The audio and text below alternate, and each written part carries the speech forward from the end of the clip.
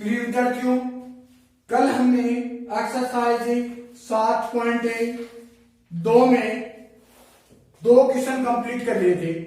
आज हमें क्वेश्चन संख्या 3 से स्टार्ट कर रहे हैं। तो देखना क्वेश्चन नंबर 3 क्या कहता है, ध्यान से देखोगे बात को। कहता है कि आपके स्कूल में खेल कूद क्रियाकलाप आयोजित करने के लिए एक आयताकार मैदान ABCD में चुनने के से परस्पर 1 मीटर की दूरी पर पंक्तियां बनाई गई हैं। कितने मीटर की दूरी पर है? 1 मीटर की दूरी पर पंक्तियां बना रखी हैं। हो गया। फिर क्या कहता है, AB के अनुदिश परस्पर 1 मीटर की दूरी पर आपको डायग्राम चित्र दे रखा है बुक में। AB के अनुदिश, AB के अनुदिश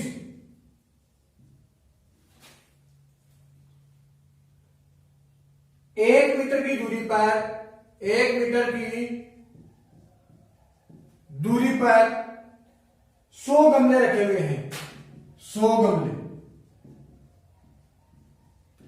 तो देखो ध्यान दो कि AB आपके पास में इस प्रकार से है। यहां पे एक गमला रखा हुआ है, यहां पे दूसरा, यहां पे तीसरा, इसके बीच में कितना है? 1 मीटर, इसके बीच में भी 1 मीटर, इसके बीच में भी 1 मीटर। तो 1-1 मीटर की दूरी पर कितने गमले रख रखे हैं? 100। इसका मतलब AD की लंबाई कितनी हो गई? 100 मीटर। तो AD की लंबाई कितनी हो गई? AD की लंबाई 100 मीटर। अब आगे देखना 100 मीटर की दूरी पर जैसा कि आकृति में दर्शाया गया है, निहारिका दूसरी पंक्ति में निहारिका दूसरी पंक्ति में। तो देखो इस प्रकार से इसने डायग्राम में ऐसे बना रखा है। ये पहली पंक्ति है, दूसरी पंक्ति x के अनुदिश हो गया। तो दूसरी पंक्ति है, तो ये पहला x का मान यहाँ पे कितना हुआ? 2। तो इसका मतलब x का मान कितना हो गया? 2। दूसरी पंक्ति में AD के 1/4 भाग के बराबर दौड़ लगाती है। AD का 1/4 भाग, ये तो निहारिका होगी। इस निहारिका को मैं A मान लेता हूं, तो क्या हो जाएगा? 2। AD कितना? 100 का मतलब गुणा 1/4। तो आपके पास में A का मान क्या आ जाएगा? 2 और 25 चौका 100, 25। ये तो आ गई आपके पास में निहारिका। अब क्या करता है, बराबर दूरी पर दौड़ती है और वहां हरा झंडा गाड़ देती है। वहां पे कौन सा झंडा लगा रखा है? हरा झंडा लगा देती है। फिर क्या करता है, प्रीत 8वीं पंक्ति में, अब किसकी बात हो रही है? प्रीत की। 8वीं पंक्ति में AD का 1/5 भाग, तो AD का लिखने की जरूरत नहीं, यानी कि AD कितनी है? 100 का मतलब गुणा 1/5 भाग के बराबर दौड़ती है और वहां पे लाल झंडा लगा देती है। क्या लगाता है? लाल झंडा लगा देती है। इसका मतलब प्रीत को मैं B मान लूं, 8 और 20 पंजे 100 हो गए। लाल झंडा, दोनों झंडों के बीच की दूरी पूछी है। दोनों झंडों के बीच की दूरी, तो पहले तो हम दूरी का फॉर्मूला लगा देते हैं। क्या लिखोगे? दोनों झंडों के बीच की दूरी, मतलब क्या पूछा है? AB पूछा है। तो AB स्क्वायर निकाल दूं मैं, तो क्या लिखोगे?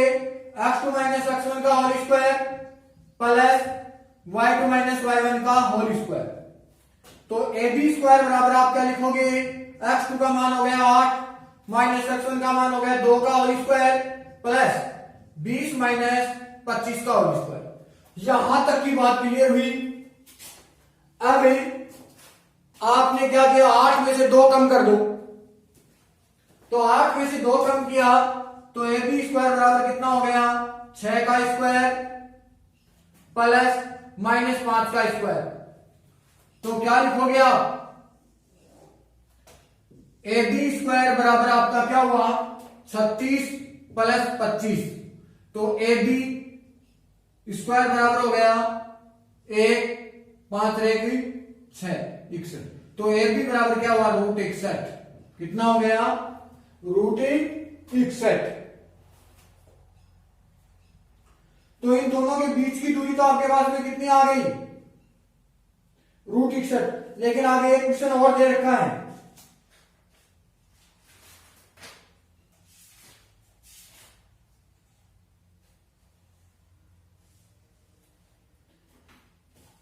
ये तो आपके पास में रूट 61 मीटर हो गया। तो क्या लिखोगे, दोनों झंडों के बीच की दूरी के बीच की दूरी रूट 61 मीटर। अब आप उत्तर इतना छोड़ सकते हो, लेकिन आपको रूट भी निकालना आना चाहिए। मेन बात तो ये है। तो ध्यान दो, रूट कैसे निकालते हैं। ये 61 लिखा, ये रख पा रही है, मैं करके दिखाता हूं आपको।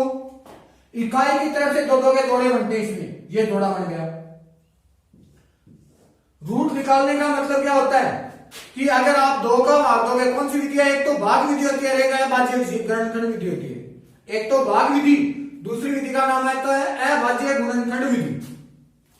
भाग विधि में हम क्या करते हैं कि एक का भाग लगाओगे तो एक बार जाना चाहिए, दो का भाग लगाओगे तो दो बार, 5 का लगाओगे तो 5 बार, 6 का लगाओगे तो 6 बार, 7 का लगाओगे तो 7 बार और 8 का लगाओगे तो 8 बार।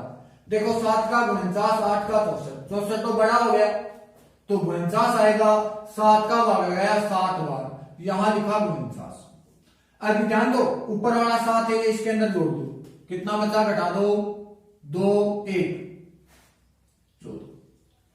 अब देखो आगे आपने मन से उतारना, और मन से तो संख्या उतारते हैं उसका क्या लग जाता है, पॉइंट। भाग में तो हम क्या करते हैं, 1 0 उतारते हैं, लेकिन इसमें पूरा जोड़ा उतरेगा, जोड़े का मतलब 2 0 उतरेंगे। कितने 0, 2 0। अब ध्यान देना, कितने हो गए, 1200। यहां 14 तो स्थायी अंक हो गया। अब 14 के आगे 1 1 लगाओगे, फिर गुणा करो 141। 14 के आगे 2 2 लगाओगे, 4 8 2 हो गया, फिर भी छोटे। फिर 14 के आगे आप कितने लगा दो, 5 5 लगा देता हूं मैं भाई, 5 5 25, 2 5 4 20 और 2 22, 5 और 2 725, फिर भी छोटे। 14 के आगे कितना लगा दूं, 7 7 लगा देता हूं, 7 7 49, 4 7 4 28 और 4 32, 3 7 3 10, 1029। फिर क्या करोगे, 14 के आगे 8 लगा देता हूं, 8 8 64, 6 8 4 32 और 6 38, 3 8 और 3 कितने हो गए, 11। तो 1184, कितना लगाया, 8, यहां पर भी 8, 1184। यहां तक ठीक हो गई बात। अब देखना कितना बचा, 6, ये 1, ये 0, ऊपर वाला 8 इसमें जोड़ दीजिए, 8 8 16, 4 1 5 1, 156। आगे और बढ़ना चाहते हो आप तो क्या करोगे,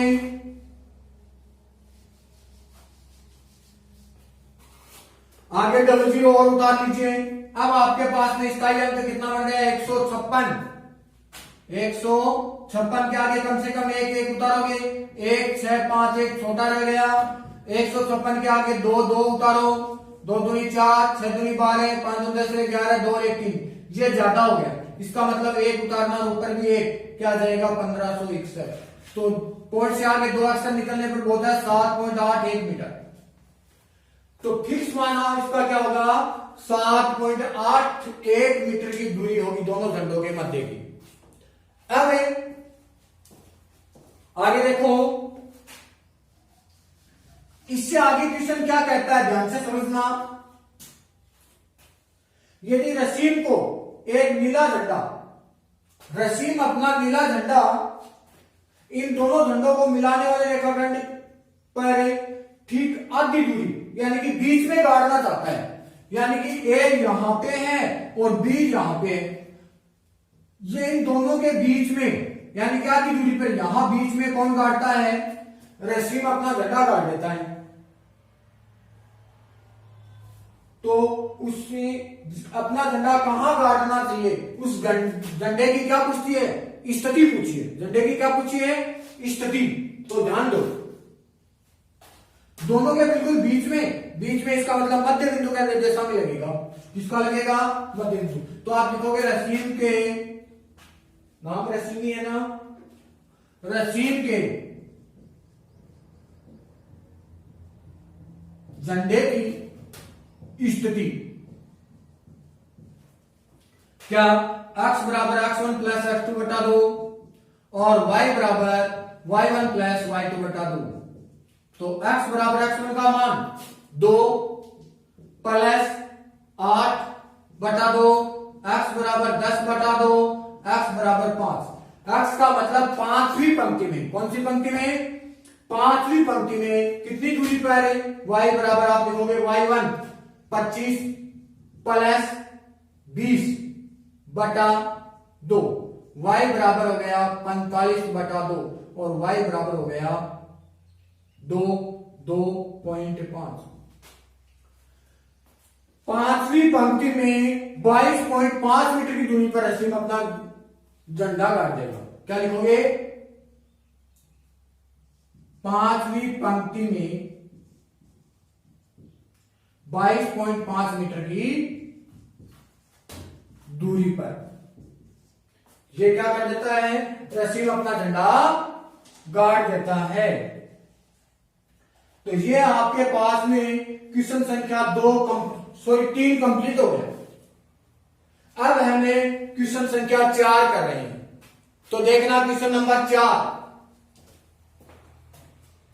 का क्वेश्चन आपके पास में क्या कहता है?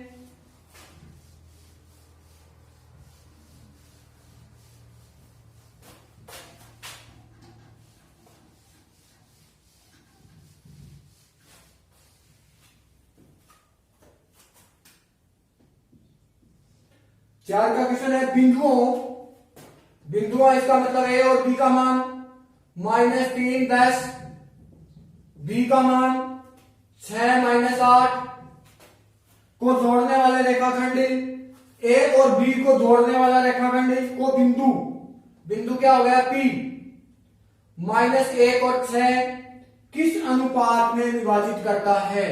आपसे अनुपात पूछा गया है। क्या पूछा गया है? अनुपात।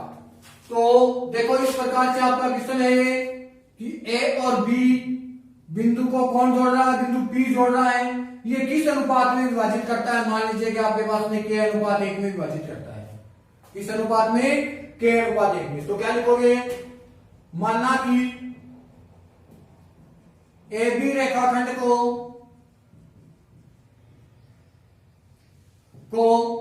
बिंदु पी k अनुपात 1 में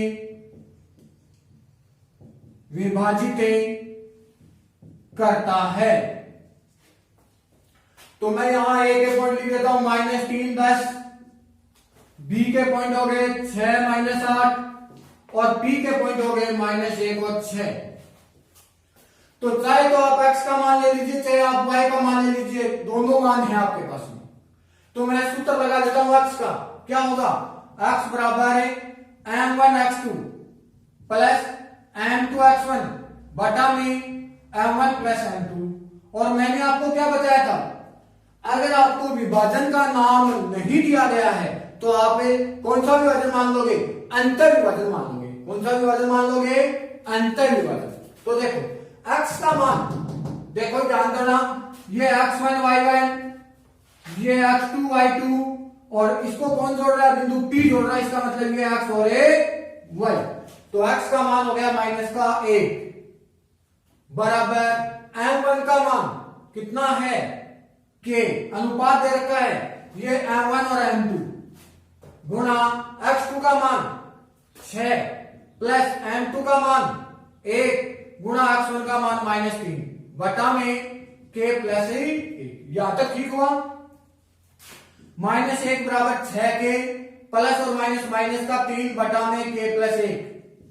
इसके बटा में 1 लगा दो और क्या करोगे? वर्ग गुणा। तो क्या हो जाएगा? 6k -3 बराबर -1 को k से गुणा किया -1 को 1 से किया -1। यहां तक ठीक हुई बात? ध्यान देना, कई स्टूडेंट गलती कर देते हैं, -1 k प्लस 1 लिखा है तो इसको कैसे लिख देते हैं? वैसे ऐसे लिख देते हैं -1 गुणा k प्लस 1, जो कि गलत हो जाएगा और उत्तर क्या लिखते हैं माइनस के प्लस 1, ये गलत हो जाता है।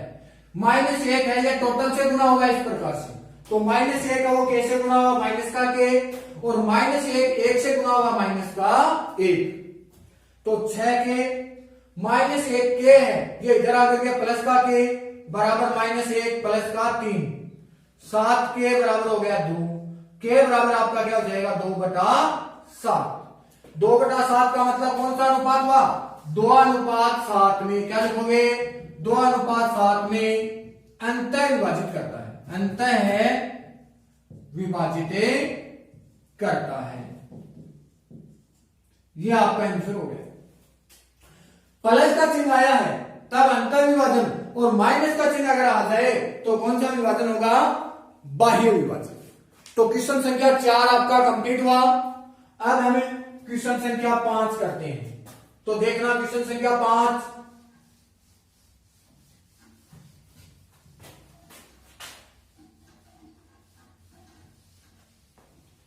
5 में आपको क्या कहता है, 5 में कहता है वह अनुपात ज्ञात कीजिए जिसमें बिंदुओं मतलब ए का मान तो दे रखा है 1 - 5, बी का मान दे रखा है -4 5 को मिलाने वाला रेखाखंड ए और बी को मिलाने वाला रेखाखंड एक्स एक्स में विभाजित होगा, में विभाजित होता है। तो मैंने आपको क्या बताया कि अगर बिंदु एक्स एक्स पे स्थित है तो y का मान 0 और y एक्स पे स्थित है तो x का मान 0, दोनों बातें बता रखी है।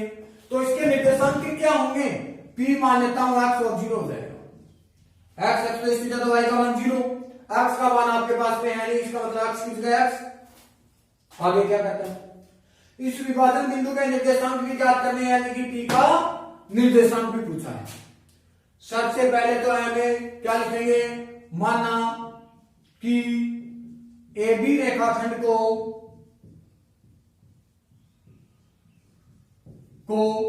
बिंदु P के अनुपात 1 में विभाजित करता है, विभाजित करता है। पहली बात तो ये होगी।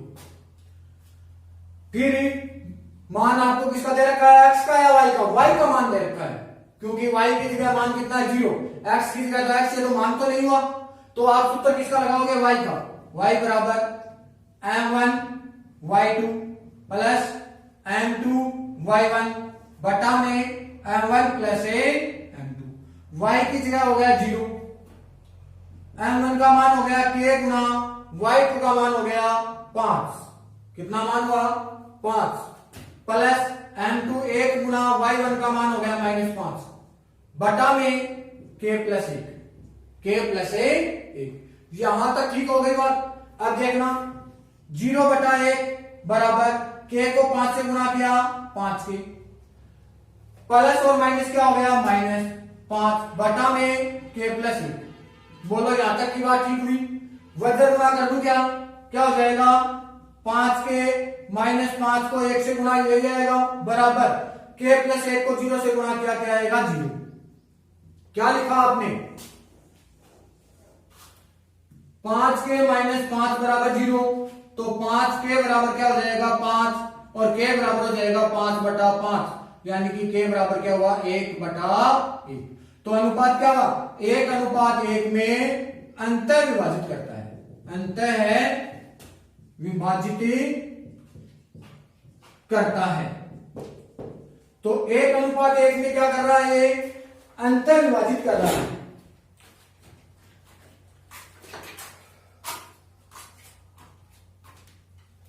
अब आपसे क्या पूछा गया है विभाजन बिंदु के निर्देशांक। तो देखना सूत्र किसका लगाओगे आप x का, तो x बराबर सूत्र क्या हो जाएगा m1 x2 plus m2 x1 बटा में m1 प्लस m2। यहां प्लस का चिन्ह है, इसका मतलब अंतर विभाजन का सूत्र लगाया है। तो x बराबर m1 का मान 1 गुणा x2 का मान -4 प्लस n2 का मान 1 गुना x1 का मान 1 बटा में 1 प्लस 1। तो x बराबर क्या हो जाएगा, -4 प्लस 1 बटा में 2। तो x बराबर आपका कितना हो गया, -3 बटा 2। तो p के निर्देशांक आपके पास में क्या आ गए, -3 बटा 2 और 0। तो आपके पास में विभाजन तो कितना हुआ, 1:1 में विभाजित करता है और निर्देशांक कितने हो गए, -3 बटा 2 और 0। तो यह क्वेश्चन संख्या आपके पास में कितने कंप्लीट हो गए, क्वेश्चन संख्या 5 कंप्लीट हो गई। अब हमें क्वेश्चन संख्या 6 स्टार्ट करते हैं। तो देखना क्वेश्चन नंबर 6।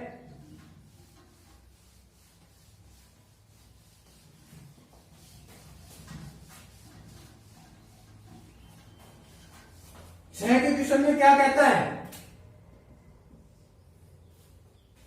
कि यदि बिंदु 1 2 बी मान लेता हूं मैं, 4y c x 6 d 3 5 इसी क्रम में लेते हैं, पर एक समांतर चतुर्भुज के शीर्ष हो तो x और y का मान ज्ञात करना है। किसके शीर्ष है, एक समांतर चतुर्भुज के शीर्ष है। तो ये लीजिए आपके पास में ये समांतर चतुर्भुज हो गया, a b c और ये d। 1 2 4y x 6 3 और 5। फिर हमने एग्जाम्पल में भी कर लिया था कि समांतर चतुर्भुज के विकिरण एक दूसरे को समद्विभाजित करते हैं। तो विकिरण AC का मध्य बिंदु बराबर क्या होगा, विकिरण ABD का मध्य बिंदु। तो क्या जानते हैं, हम जानते हैं, पहले तो लिख लो कि ABCD एक समांतर चतुर्भुज है, समांतर चतुर्भुज है। तो क्या लिखोगे, हम जानते हैं कि समांतर चतुर्भुज के विकिरण एक दूसरे को समद्विभाजित करते हैं।